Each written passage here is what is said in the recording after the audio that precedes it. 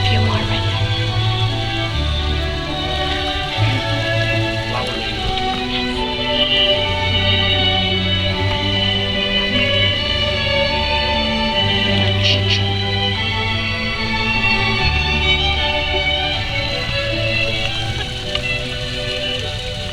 Ladies and gentlemen, that leaves us waiting for just one. But of course, we'll need your help. Would you join us in welcoming the bride? Would you all rise? I'll move.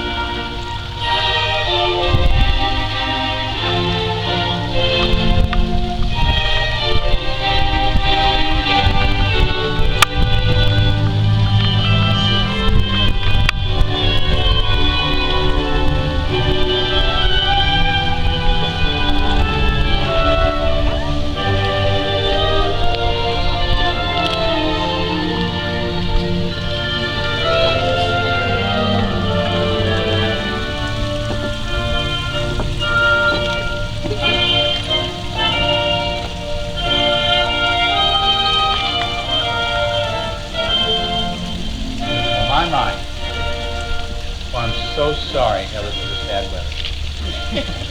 Isn't this amazing? Just like you see it in the movies. A gentle breeze, absolutely perfect weather, friends and family around. Thank you, thank you, thank you for being the friends and family of this precious time. Boy, they've relied on you in the past. Sometimes keep their chin and their spirit up. And they'll rely on you in the future for the same. Thanks for coming and celebrating their love and their life with them. It means the world to them. God bless. Who has the honor of bringing this woman this day to her feet? Sir, you may receive your ring.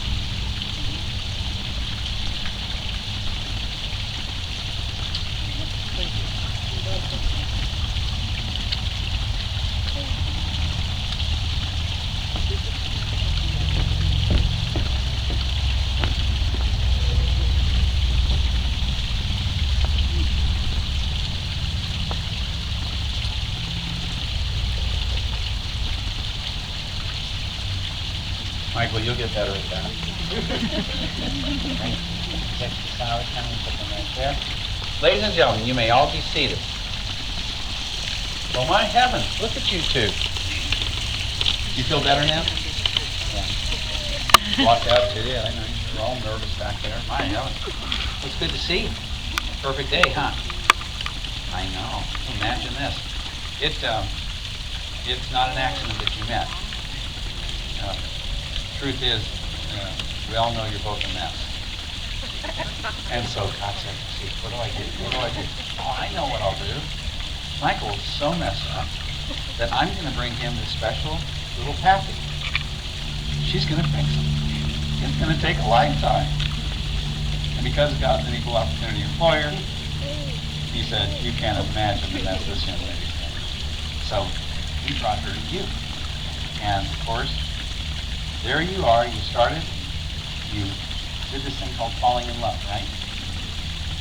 Well, it's hardly falling, isn't it? But you look down at your cell phones to see, right? That was Michael calling. Remember when those days sat him and sat her? He listened to the messages. Well, that's the beginning of it. Of course, you walk up to a fifth little step at a little place like this. And you exchange promises to each other. Those promises will last a lifetime. Of course, you've already made promises, haven't you? Okay. Well, he's not going to take the trash out, like you said.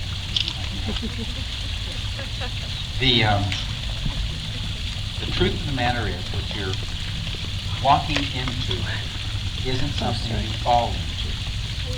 You don't fall in love, believe it or not. Although, you know, that's a popular term. A young man, very similar to you, very smart, like you, went to the finest school, and he excelled, like you. He became a lawyer, and he put together something actually that has lasted now, well, for about 20 centuries, about this thing called love. He wrote it, Heather, to a city about the size of Tucson. He happened to go through this city like 4 different times on the appeal he had raised to the Supreme Court. As he went through this city, it's on the, well, it's along the Mediterranean, very similar to San Diego. Have you ever been there? San Diego's a great city, isn't it? Well, this city was no different. It had all the earmarkings of a San Diego. And he had his favorite areas to go when he went there. And he observed couples just like you.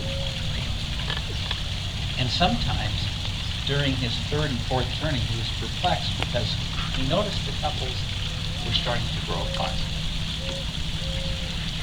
He noticed people in general, over the years, forgetting what this was. And so he wrote a letter to remind them that love was not a feeling, something you fall into. He said it's really simple. Love is being patient with each other. Love is treating each other kindly. Love isn't arrogant, it's not boastful. Certainly not on itself.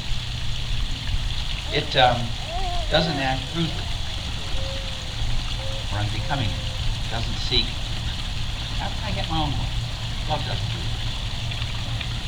It's not easily provoked. So, you know, when you want to put, well, you don't choke the life out of him many times, it's not easily provoked. It's long suffering.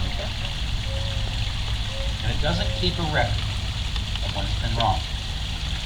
Now, both of you are trying to break each other's hearts. And that's part of love. But true love doesn't keep a record. Throw it in the other person's face. It doesn't rejoice with things that aren't good in this world. Well, you guys can get to see a lot of that.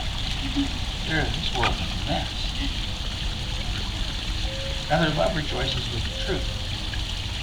It bears all things, it believes all things, it hopes all things, it endures everything. This lawyer said. And he was right. At the end of his letter to the city of Corinth, and you can find that in the 13th chapter of the book of Corinth, he says this: in your life, only 3 things are going to matter: faith, hope, and love. And the greatest of those 3 things is love. So I'm glad you found each other. She flirted with you, and you bit. And that's a good thing. So, because it is such a good thing, people, when they're wanting to express their love outwardly, gather their friends and family, exchange rings, proclaim their love in words. You brought a ring today? Let's have one.